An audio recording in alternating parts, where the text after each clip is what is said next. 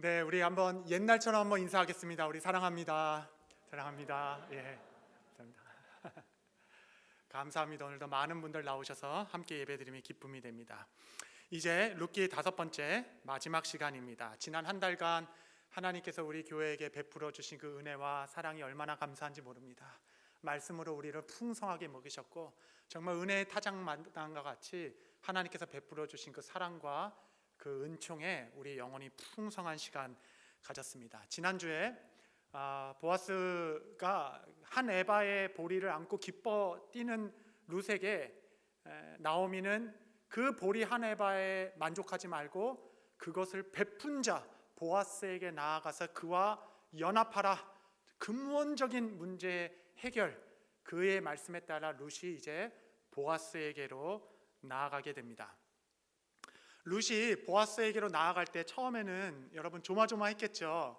아니, 이런 홀로 된 이방 여인을 그 보아스라는 유력한 자가 나를 받아줄 것인가, 나를 거절하면 어떡할 것인가, 여러 조마조마하는 마음도 있었지만 용기를 내어 룻은 보아스의 발치에 엎드려 내게 은혜의 옷자락으로 나를 덮어주소서, 이렇게 엎드린 룻을 보아스는 거절하지 아니하고 그녀를 있는 그대로 받아줍니다.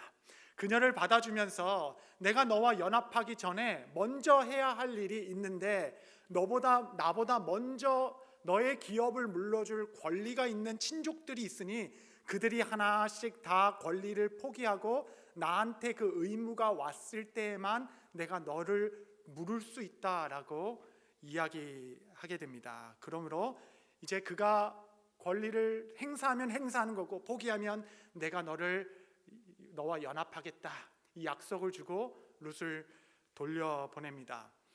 사랑하는 성도 여러분, 하나님께서는 때론 가장 좋은 것을 주시기로 이미 작정하였음에도 잠시 그것을 유보하실 때가 있습니다. 여러분이 룻과 같이 기도 중에 확신도 얻었고 용기도 내었고 믿음으로 말씀에 따라 열심히 나아가서 그 그리스도 앞에 보아스와 같이 엎드려 은총을 구했음에도 불구하고 일이 진행되는 중에 벽과 같은 상황에 딱 부딪혀서 잠시 기다리는 시간을 하나님께서 여러분에게도 허락하실 수 있습니다.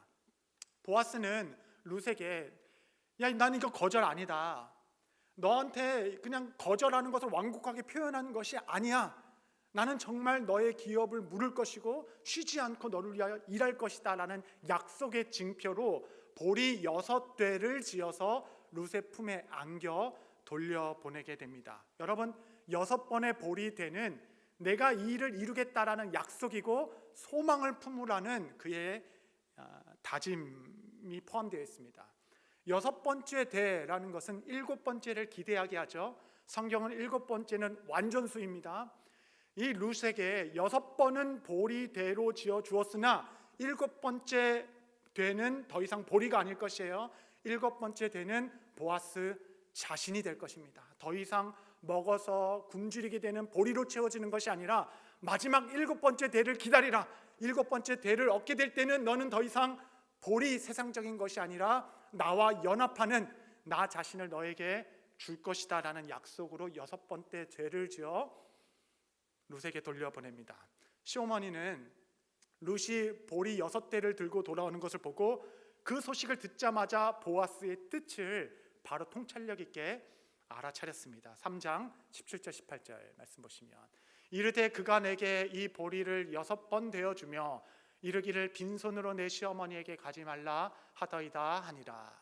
이에 시어머니가 이르되 내 딸아, 이 사건이 어떻게 될지 알기까지 앉아있으라. 그 사람이 오늘 이 일을 성취하기 전에는 쉬지 아니하리라 하니라. 이 6번 된 이 보리는 하나님께서 보아스가 이제 일할 것이라는 약속이자 소망이었습니다. 그러니 이제 기다리자. 여러분, 약속을 붙잡고 기다리는 시간은 여러분 하나님께서 일하시는 시간입니다.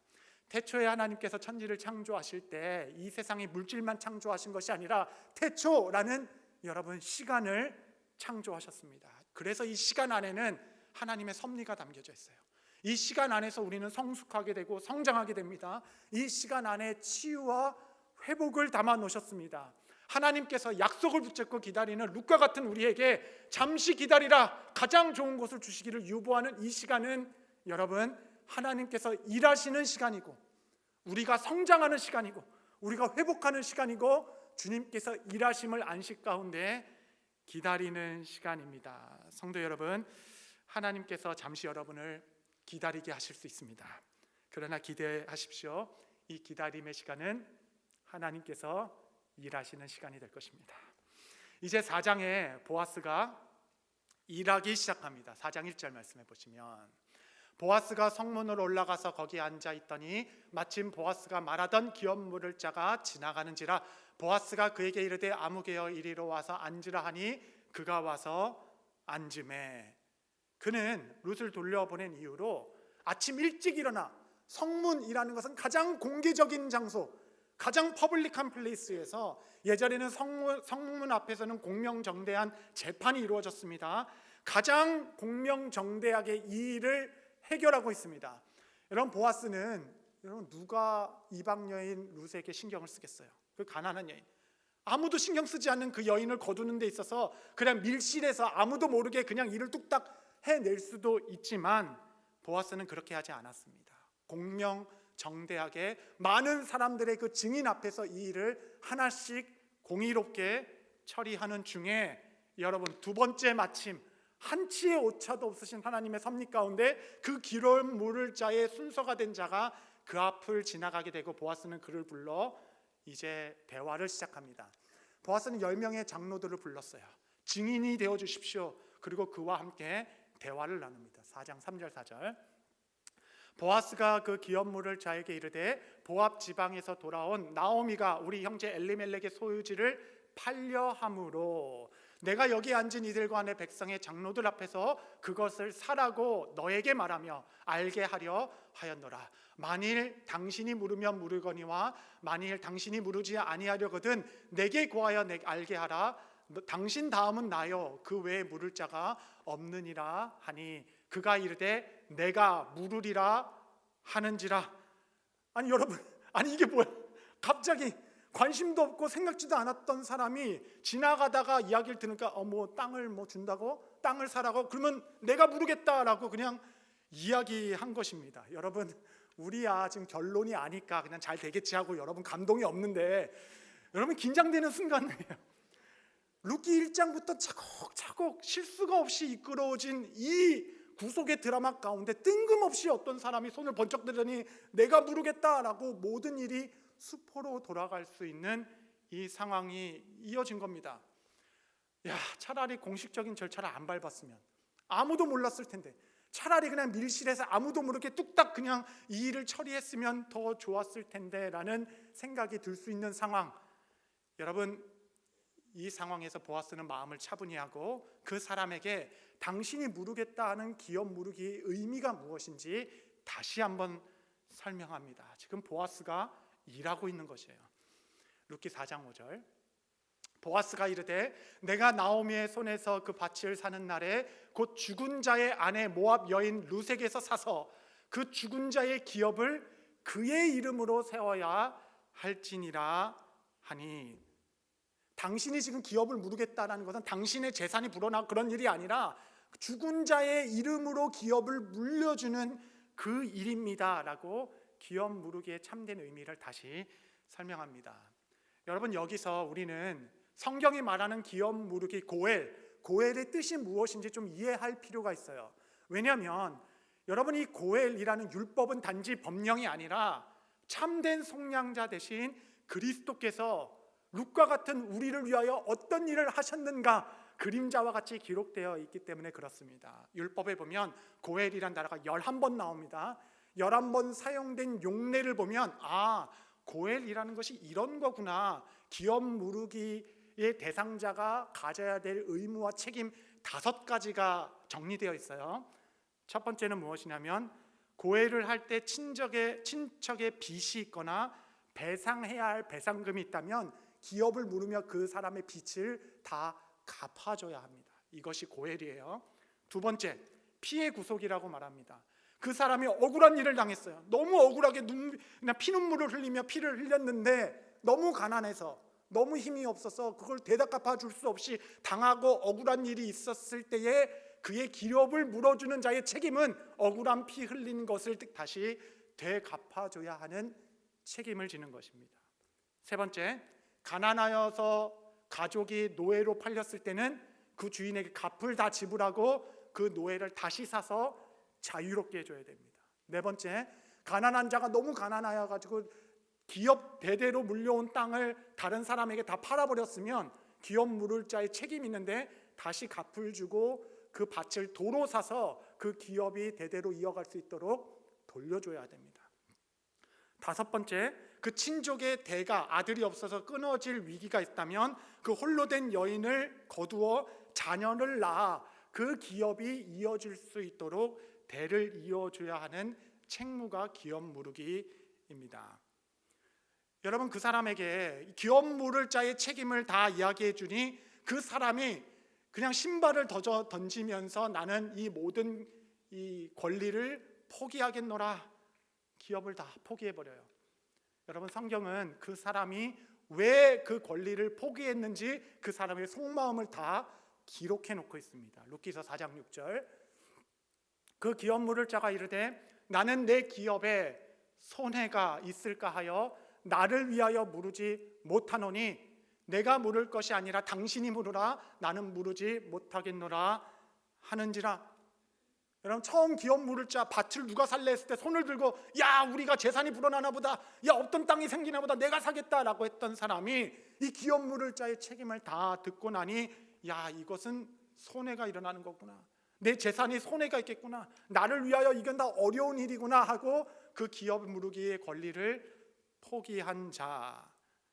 여러분이 기업 무르기라는 것은 자기 재산을 늘리는 법이 아니라 자신에게 손해가 있다 하더라도 모든 것을 감수하면서도 가난한 자가 기업을 이어 이 땅에서 살아갈 수 있도록 친족을 구제하기 위한 국률법으로 하나님께서 주신 것이 고헬입니다. 자신에게 의무와 권리가 있음에도 불구하고 그날 그 권리를 신발과 함께 벗어던지며 의무를 포기한 그 사람을 통하여 여러분, 우리의 모습이 비추는 것 같아 우리를 돌아보게 됩니다. 이 시대의 교회들이 왜 이렇게 무기력하게 되었는가? 여러분, 아이러니하게도 그 이유는 우리 모두가 너무 똑똑해져 버렸기 때문에, 너무 계산이 빠르고 너무 합리적이고, 여러분, 어떤 일이 있을 때 내가 손해가 있는지 내가 유익이 있는지 먼저 우리가 너무 똑똑해져서 여러분, 그 모든 일에 내게 주어진 권리와 책임까지도 신발과 함께 던져버리는 것이 우리의 모습이 아닌가. 이 시대의 목회자들이 너무 똑똑해져 버리고 이 시대의 직분자들이 너무 똑똑해져 버려서 여러분, 그런 의미에서 보아스는 바보입니다. 자신에게 직접적인 책임도 없는 일을 사실 모른 척 한다 그래도 그의 누구에게도 뭐라고 하지 않을 수 있는데 자신에게 큰 손해가 있음을 알면서도 그 여인을 긍휼히 여기고 하나님께서 내게 선대하셨듯이 그 은혜를 가련한 여인에게 흘려보내겠다라고 말한 보아스는 세상이 이해하지 못할 것입니다. 여러분, 주님의 몸된 교회가 여기까지 어떻게 보존됐고 어떻게 세워졌습니까? 여러분, 부흥은 도대체 어떤 터 위에 세워졌습니까?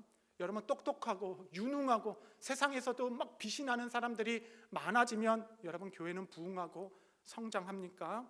경험을 통해서 우리는 알 수 있죠. 여러분, 교회는 그런 자들의 터 위에 세워진 적이 없습니다.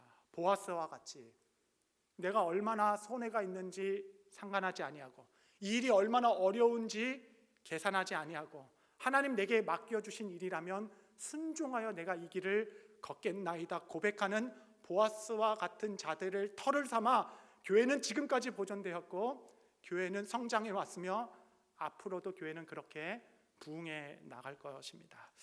성도 여러분, 성경에서는 이 권리를 포기한 자를 어떻게 평가하고 있을까?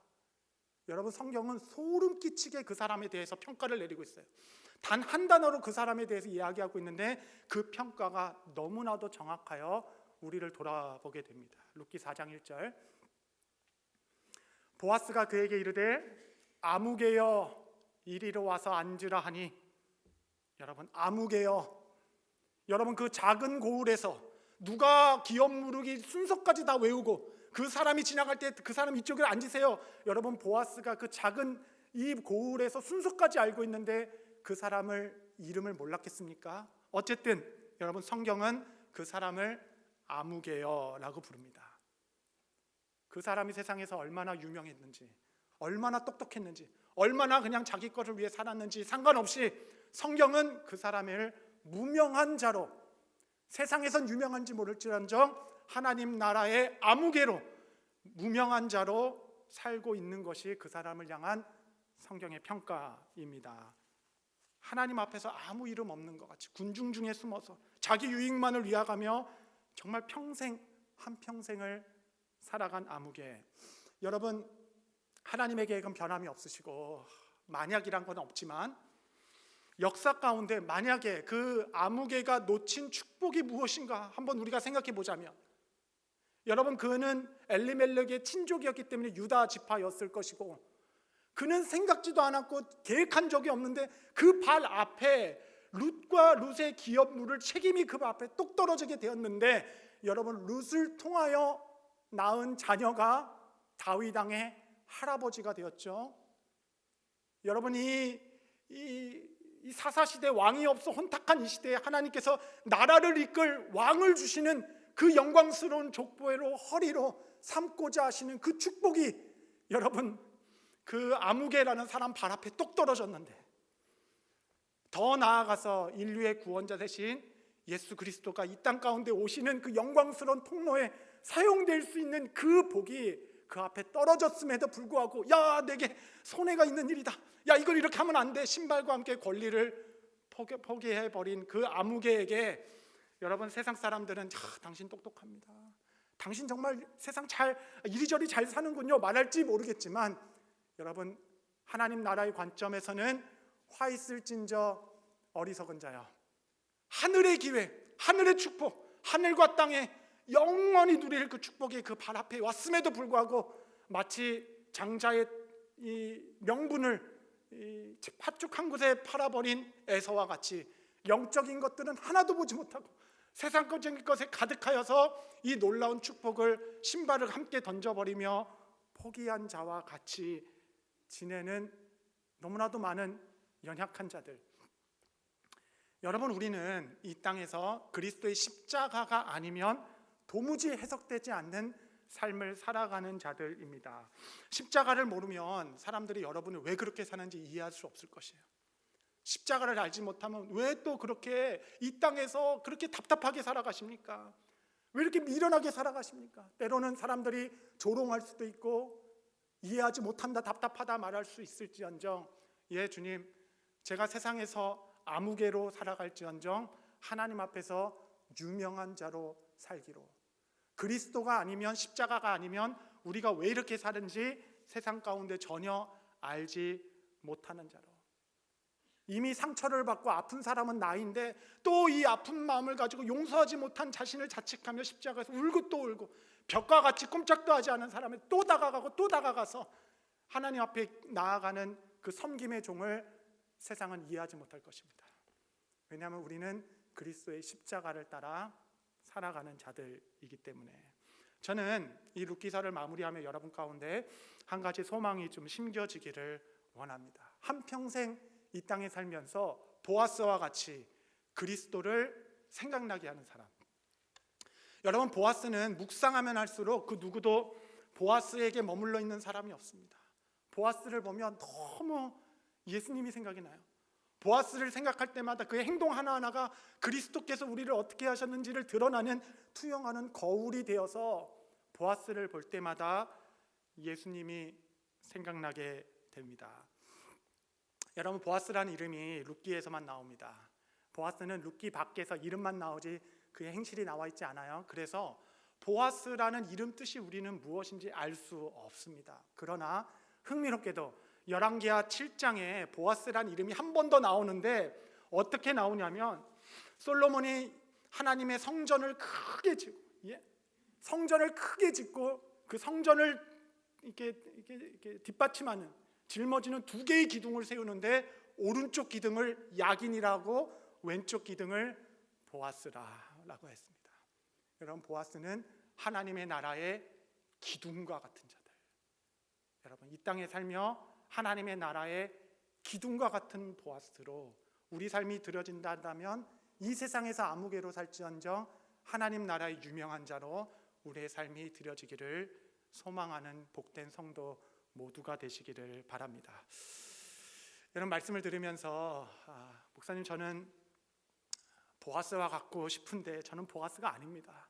제가 뭐를 해야 될지를 모르겠어요 라고 하신다면 여러분, 제가 하나님 나라의 비밀을 하나 알려드리고자 합니다. 그것은 심고 거두는 법칙입니다. 인과응보를 이야기하는 것이 아니에요. 심고, 작은 것으로 심고 놀라운 것으로 거두는, 심고 거두는 법칙은 하나님의 나라의 일입니다. 여러분, 룻이니까 보리 한 에바를 듣고 펄쩍펄쩍 뛰고 기뻐하였지, 사실 보아스의 입장에서 보면 추수의 날에 풍성한 추수를 주셨는데 평소보다 조금 더 나사를 흘려놓은 거예요. 평소보다 조금 더 다 내 것이라 하지 않고 조금 더 즙을 뽑아서 뿌려놓은 것, 아주 작다면 작게 여겨질 수 있는 일인 것입니다. 성도 여러분, 남들보다 하나 더 가진 것으로 섬기고 남들보다 조금 더 잘하는 것으로 섬기시면 됩니다. 내게 조금 더 남은 수확한 것을, 이걸 다 내 것으로 여기지 아니하고 흩어 심어진 그 나달이 씨앗이 되어서 열매 맺을 때는 하나님 나라의 큰 확장이 있게 될 것입니다. 또한 여러분, 좀 이상하지 않습니까? 보아스가 이방 여인 룻에게 왜 이렇게 특별한 마음이 있었을까? 왜 그의 눈은 룻만 따라가며 룻을 향한 그 긍휼의 마음이 넘쳐 흘렀을까?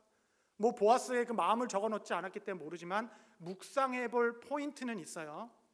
마태복음 1장에 보면 족보가 쭉 나와 있는데 살모는 라합과 결혼하여 보아스를 낳았고, 여러분, 이 족보에 빠진 세대가 없다면, 누락된 세대가 없다면 보아스의 어머니는 이방 여인 라합이 누굽니까? 여호수아 2장에 두 정탐꾼을 숨겨준 가나안 여인이었는데 유다 공동체로 속해 살몬과 결혼하여 보아스를 낳은 어머니든지 할머니든지 어쨌든 여러분, 보아스는 평생에 유대 사회에서 이방 여인으로 살아가는 것이 무엇인지 보며 자라지 않았겠어요? 그 율법이 가득한 곳에서 유대 지방에서 이방 여인으로 살아가는 그 아픔을 라합을 통해서 보지 않았겠습니까? 여러분, 그러면서 룻을 보면서 또 홀로 돼서 이방 여인으로 유대 땅에 살아가고자 나온 그 여인을 향하여 여러분, 특별한 마음이 보아스의 마음에 들지 않았겠습니까? 성도 여러분, 세상에 상처 없는 사람이 어디 있겠습니까? 실패 없는 사람이 어디 있겠어요? 여러분, 가정에 아픔 하나 가지고 살지 않는 사람이 어디 있겠습니까? 여러분, 기억하십시오. 여러분이 걸어온 길, 흘린 눈물, 가정의 상처, 그 아픈 모든 것 안에 하나님의 섭리가 담겨져 있습니다. 그러므로 여러분, 우리가 보아스가 되는 길은 남보다 하나 더 가진 것으로 믿음의 씨앗을 심고, 사람 앞에 심지 마시고 하나님 앞에 믿음으로 심고, 남보다 한 번 더 흘린 눈물을 가지고 내 주변의 인들을 위로하고 격려하고 섬기시면 됩니다. 여러분, 기억하십시오. 이것은 씨앗입니다. 하나님의 나라는 겨자씨와 같아서 이 작은 씨앗이 보이지도 않게 심었는데 어느 날 주님께서 자라나게 하시자니 큰 거목이 되어서 새들이 깃들고 많은 열매로 하나님께 영광 돌리게 하는 그 믿음의 씨앗을 하나님 앞에서 주님 부르시는 날까지 심고 거두는 자들, 그런 자들이 보아스로 하나님 나라의 기둥과 같이 쓰이게 될 것입니다. 이제 룻기의 결론 부분을 함께 좀 다루고자 합니다. 마침내 보아스는 기업 물을 자의 지위를 얻게 되어 룻을 아내로 맞이하게 됩니다. 우리 룻기서 4장 13절 14절 한번 같이 한번 읽겠습니다. 13절 14절 시작. 이에 보아스가 룻을 맞이하여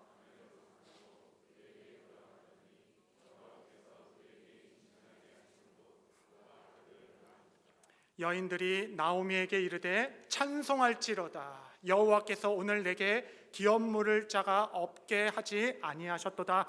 이 아이의 이름이 이스라엘 중에 유명하게 되기를 원하노라. 마침내 두 사람이 연합하여 하나님의 축복 가운데 가게를 이을 상속자까지도 얻게 되었습니다.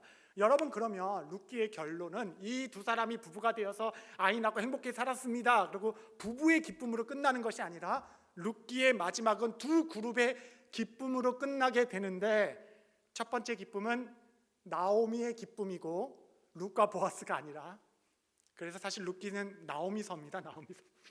나오미의 기쁨이고, 두 번째는 베들레헴 고을 공동체의 기쁨. 룻기 4장 16절 17절. 나오미가 아기를 받아 품에 품고 그의 양육자가 되니 그의 이웃 여인들이 그에게 이름을 지어주되 나오미에게 아들이 태어났다 하여 그의 이름을 오벳이라 하였는데 그는 다윗의 아버지인 이새의 아버지였더라. 드디어 나오미 마음에 기쁨으로 가득 찼습니다. 사람들은 룻이 아니라 나오미에게 생명이 안겼다라고 나오미의 하나님을 노래하기 시작하였습니다. 여러분, 룻기 1장에는 장례식으로 시작합니다. 아들을 잃고 남편을 잃고 그 텅 빈 마음을 부여잡고 왔던 나오미에게 하나님께서 보리 한 에바를 안겨주신 것이 아니라 그 생명을 잃은 그 자리에 생명으로 그를 채우셨습니다. 성도 여러분, 하나님은 눈물의 근원을 치유하시는 분이십니다.